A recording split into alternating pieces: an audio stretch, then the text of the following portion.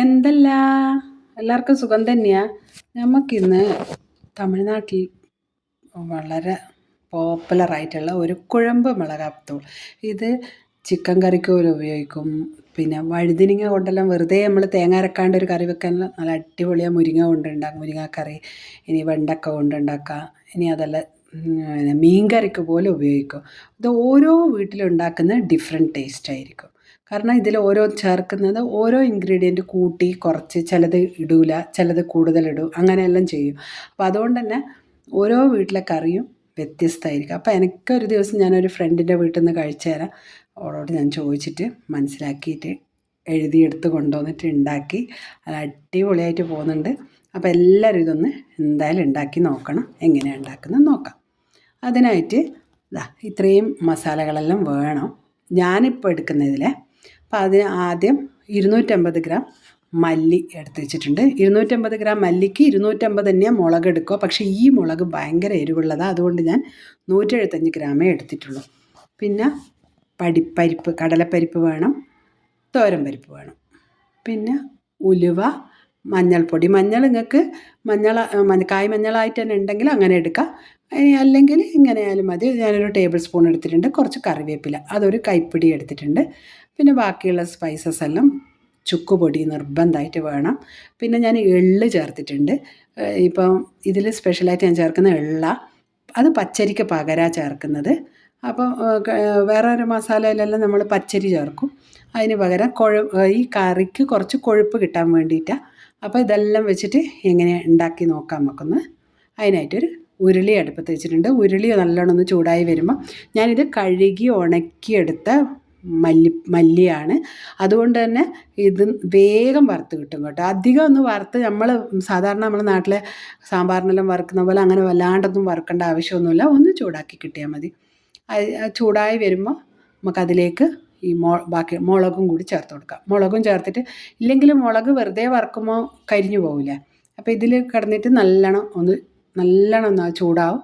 അപ്പോൾ അതിന് ശേഷം നമ്മൾ ഒന്ന് മല്ലി എടുത്ത് നോക്കുമ്പോൾ ഒന്ന് ക്രിസ്പി ആയിട്ടൊന്ന് പൊട്ടി വരണം. ആ സമയത്ത് നമുക്കത് വേറൊരു പാത്രത്തിലേക്ക് തണുക്കാനായിട്ട് മാറ്റി വെക്കാം.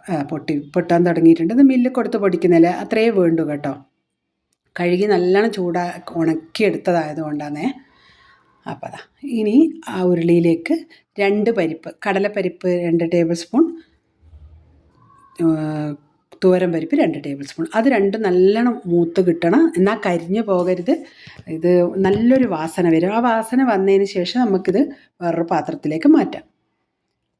അതിന് ശേഷം ഇതിലേക്ക് 1 ടേബിൾ സ്പൂൺ കുരുമുളക്, പെരുംജീരകം 2 ടേബിൾ സ്പൂൺ, ഉലുവ 2 ടീസ്പൂൺ, ജീരകം 2 ടീസ്പൂൺ, കടുക് 1 ടീസ്പൂൺ, എള്ള് 2 ടേബിൾ സ്പൂൺ. എള്ളിന് പകരം നിങ്ങൾക്ക് വേണമെങ്കിൽ പച്ചരി, ഞാൻ പറഞ്ഞിട്ടില്ലേ, പച്ചരിയും എടുക്കാം.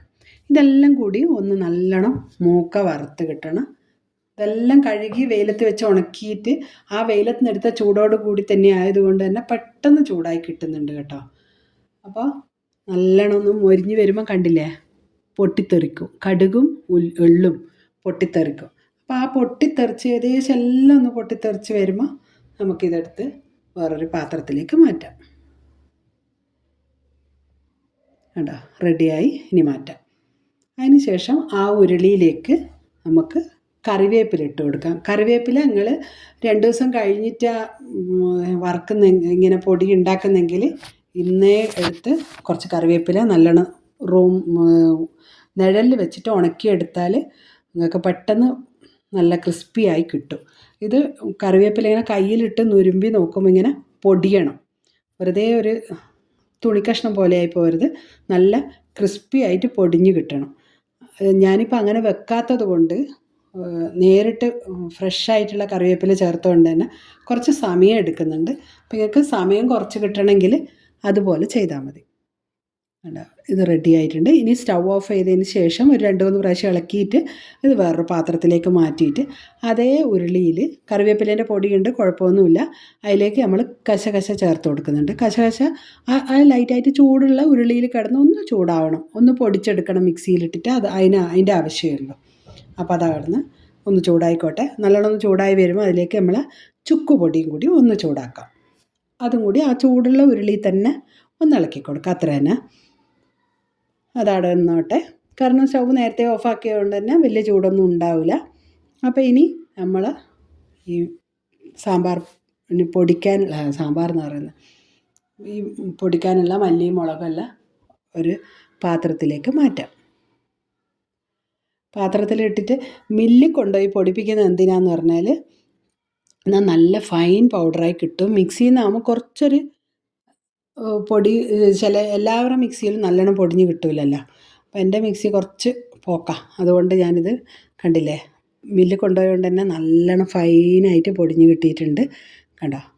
ഇനി ഇതിലേക്ക് നമ്മൾ ആദ്യമേ എടുത്ത് വെച്ച മഞ്ഞൾപ്പൊടിയും ചുക്കുപൊടിയും, മഞ്ഞൾപ്പൊടി 1 ടേബിൾ സ്പൂൺ, ചുക്കുപൊടി 1.5 ടേബിൾ സ്പൂണും, കശകശ 1 ടേബിൾ സ്പൂണും, രണ്ടും കൂടി ഒന്നും കൂടി മിക്സിയിലിട്ടൊന്ന് പൊടിച്ചെടുത്തതാണ്. അതും കൂടി ചേർത്തിട്ട് നല്ലോണം ഒന്ന് മിക്സ് ചെയ്ത് കൊടുക്കാം. നല്ലോണം മിക്സ് ചെയ്യണേ, എല്ലാ ഭാഗത്തും എല്ലാം എത്തണം.